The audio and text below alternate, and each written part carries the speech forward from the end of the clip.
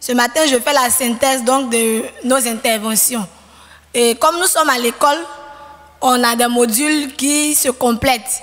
Après avoir étudié le livre de Luc, où la clé était que le Fils de l'homme est venu chercher et sauver ce qui était perdu, nous faisons aujourd'hui l'étude du livre de l'Exode. Et jeudi dernier, l'ancien Nda nous a bénis en nous faisant une brillante introduction sur laquelle je vais m'appuyer d'ailleurs pour faire la synthèse de la leçon 1. Disons la leçon 2, mais c'est la première leçon qu'on fait ensemble. Disons que le livre d'Exode que nous avons à étudier est le deuxième des 5 livres écrits par Moïse. Et Exode signifie, je vais vous épargner les mots grecs et latins. Exode signifie en français départ, sortie. Et donc la thématique centrale du livre est la délivrance du peuple de Dieu. C'est pourquoi la clé d'étude de ce livre se trouve en Exode 3, versets 7 à 10. Et dans cette portion de l'écriture, il est dit en substance que Dieu a vu, entendu et il est descendu pour délivrer son peuple. Et ce matin, la leçon 2 nous permet de voir le déroulement de cette histoire de la délivrance du peuple d'Israël. Amen. Dit que Israël au départ était arrivé en Égypte sous la promesse de Dieu. Et l'histoire du jour 1 qui se trouve en Exode 1, versets 1 à 14, s'ouvre sur une situation pathétique. Le peuple de Dieu est en train de vivre sous l'oppression du peuple égyptien qui, quelques années auparavant, les avait accueillis les bras ouverts. Mais les données ont changé et le peuple d'Israël s'est retrouvé en esclavage. À partir de cette histoire, et pour faire la synthèse des échanges qu'on a eus ce matin, nous allons tirer 2 enseignements principaux. Le premier, il est relatif à la certitude de l'accomplissement des promesses de Dieu.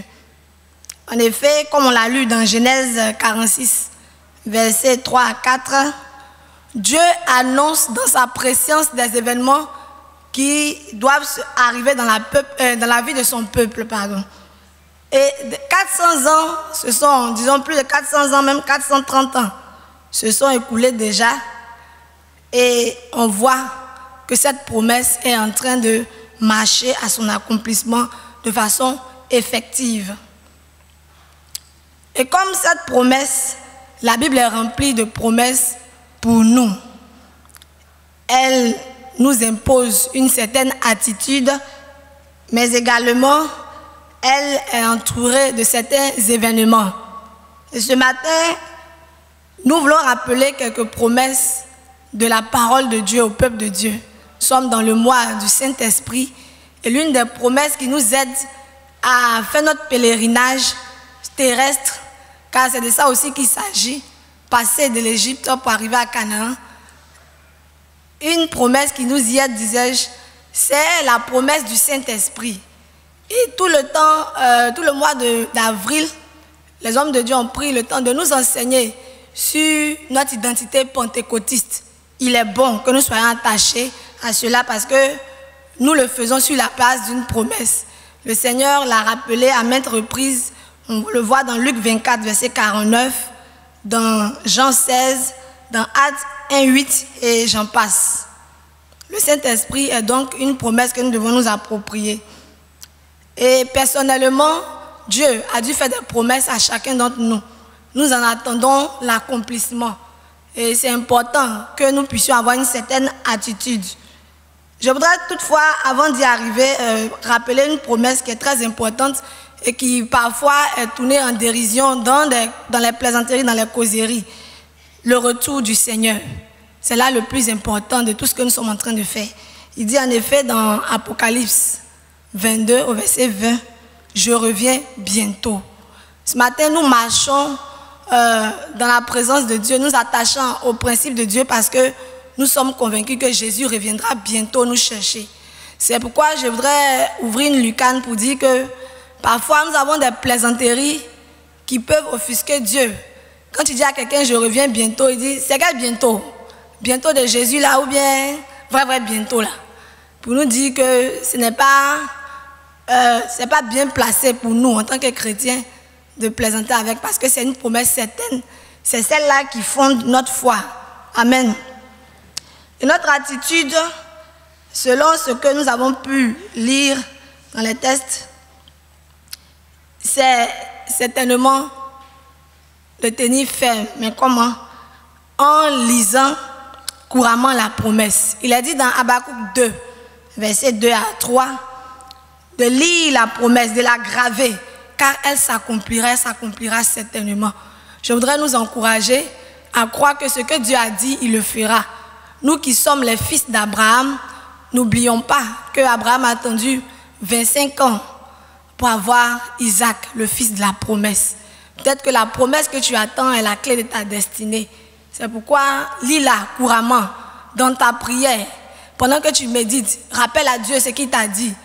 Car on voit que pour atteindre Isaac, pour avoir Isaac, Abraham a dû, dans sa prière, rappeler constamment cela à Dieu. Je m'en vais. Qui sera mon héritier? Je m'en vais. C'est un étranger qui sera mon héritier. Dieu revenait chaque fois pour encourager son serviteur. Que ce matin, le Seigneur nous encourage donc à attendre sa promesse, car il est fidèle. Deuxièmement, face aux épreuves, ce qu'on doit se dire, c'est que chaque épreuve a une date d'expiration. Chaque épreuve a une date de péremption.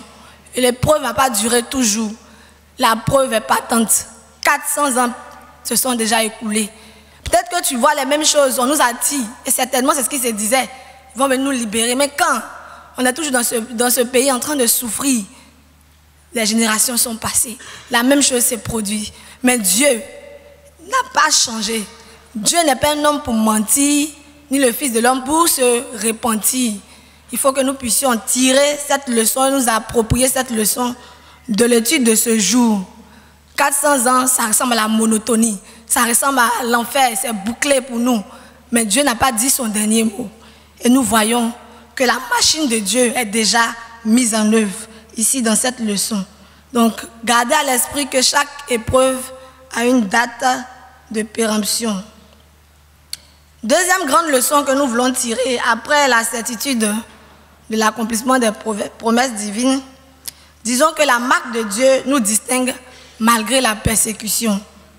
C'est vraiment merveilleux de voir que malgré tout ce qu'ils enduraient, le peuple de Dieu travaillait davantage. Et moi, ce qui m'a marqué, c'est qu'il est dit qu'ils ont construit des villes, des grandes villes. La ville de Python, par exemple. Pour dire que dans l'épreuve, Dieu nous rend capable de nous surpasser pour faire des choses extraordinaires, pour marquer notre temps. Je vais prendre le cas de Joseph. Il a marqué Potiphar au point où il avait du mal à se séparer de lui. À cause de Joseph, la maison de Potiphar prospérait. Pourtant, il avait été coupé déjà à son jeune âge de sa famille, de l'affection paternelle. C'était pas facile. Mais Joseph a marqué son temps. La Bible dit de Daniel aussi, qu'étant en Babylonie, il avait l'esprit supérieur. Cet esprit-là qui le distinguait. Certainement, les autres pensaient qu'il avait, comme on dit chez nous, un fétiche pour pouvoir être intelligent. Mais il avait plus qu'un fétiche. Il avait le Dieu vivant avec lui. Je vais prendre l'exemple de quelqu'un qui est notre contemporain aussi, de Watchman, ce grand homme de Dieu qui était en prison, qui avait été, je crois bien, on lui avait coupé la langue. Il ne pouvait pas prêcher, parler, mais il écrit des livres formidables qui font du bien au peuple de Dieu, malgré l'adversité. Donc ce matin, normalement, aucune situation ne doit nous museler. On doit exercer notre ministère malgré l'adversité. Peut-être que c'est là même que nous allons écrire les plus belles pages de notre vie avec le Seigneur. Pourquoi rater ce virage? Je veux dire que quelque part on doit être des jusqu'au-boutistes. Daniel 3 nous relate l'histoire des compagnons de Daniel aussi, qui ont dit au roi, ô roi, sache que nous n'allons pas nous prosterner devant toi. Et même si tu nous emprisonnais, sache que notre Dieu peut nous délivrer. S'il ne nous délivre pas, nous l'adorons quand même. Quand on était petit, on entendait souvent un chant, je ne sais pas si c'est un chant bien élaboré ou bien c'était juste pour s'encourager, parce que ça a des allures militaires. On disait chrétien jusqu'à la fin, chrétien jusqu'à la mort. Donc, je veux dire qu'ils avaient déjà à l'esprit que tout pouvait arriver. Mais pourquoi aujourd'hui, nous, chrétiens, sommes prêts à faire marche arrière quand les situations semblent bouclées? Je voudrais nous encourager à être des jusqu'au-boutistes. Des gens dans ce monde meurent pour des idéaux qui n'en valent pas la peine. Des choses qu'ils vont laisser, mais ils arrivent à se battre jusqu'à mourir pour ça. Que nous soyons déterminés au point de mourir pour la gloire de Dieu. Je vais terminer en disant que les circonstances ne seront pas toujours favorables. Des gens vont se positionner, être des outils du diable pour nous empêcher d'exprimer notre foi, pour nous empêcher d'exprimer notre potentiel, mais que cela ne nous décourage pas.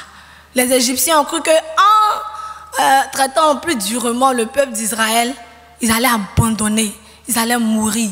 Mais le secours divin était toujours là, autour d'Israël.